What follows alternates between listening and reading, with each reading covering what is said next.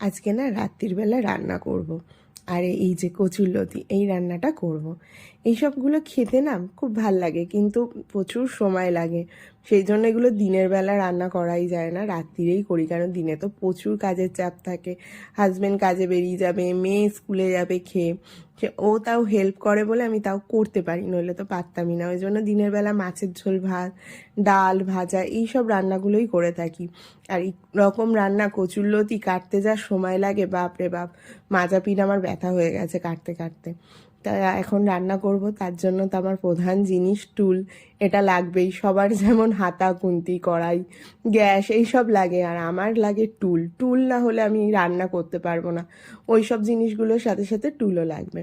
তো দেখো, প্রথমে কচুরলতিটা একটু ভাপিয়ে নিলাম। ভাপালে না খুব ভালো হয়, একটু ঘাটা ঘাটা হয়, আর ওরকম কচুরলতি খেতেই আমার ভাল লাগে। তো কচুরলতিটা চিংড়ি মাছ দিয়ে করবো, ওই জন্য কড়াই তেল দিয়ে চিংড়ি মাছটা ভালো করে লাল লাল করে একটু ভেজে নিলাম।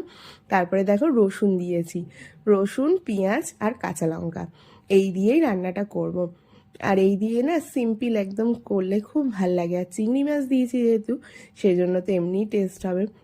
তারপরে দিয়ে দিলাম কচুরলতিগুলো, আর কচুরলতিটা ভাপানো আছে, বেশিক্ষণ টাইম লাগবে না। তারপরে চিংড়ি মাছ, হলুদ, নুন, মিষ্টি এইসব দিয়ে দিয়েছিলাম। দিয়ে দেখো একদম প্রায় হয়েই গেছে, ঘাটা ঘাটা টাইপের চিংড়ি মাছটা। ব্যাস, এবার নাম লিখে দেবো, চিংড়ি মাছ বলছি, কচুরলতি। তো আমি একটু মিষ্টি দিই, জানো তো, সব রান্নায় মিষ্টি দিলে আমার না টেস্ট লাগে, না দিলে একদম টেস্ট লাগে না খাবার। তো এইটা ভীষণ টেস্টি হয়েছিল খেতে। তোমরাও এরমভাবে করে খেতে পারো। আমি যেহেতু ভয়েস ওভার দিচ্ছি, আমার খাওয়া হয়ে গেছে, তাই আমি বললাম ভীষণ টেস্ট হয়েছিল। তো এবার ভাতও হয়ে যাচ্ছে, দেখো বসিয়ে দিয়েছি ওদিকে ভাত, ভাতও প্রায় হয়ে গেছে। এখন আমি টুল থেকে নেমে যাচ্ছি, আমার রান্না যেহেতু কমপ্লিট, আর আমার উপরে এখন কোনো কাজ নেই। Tata, bye bye.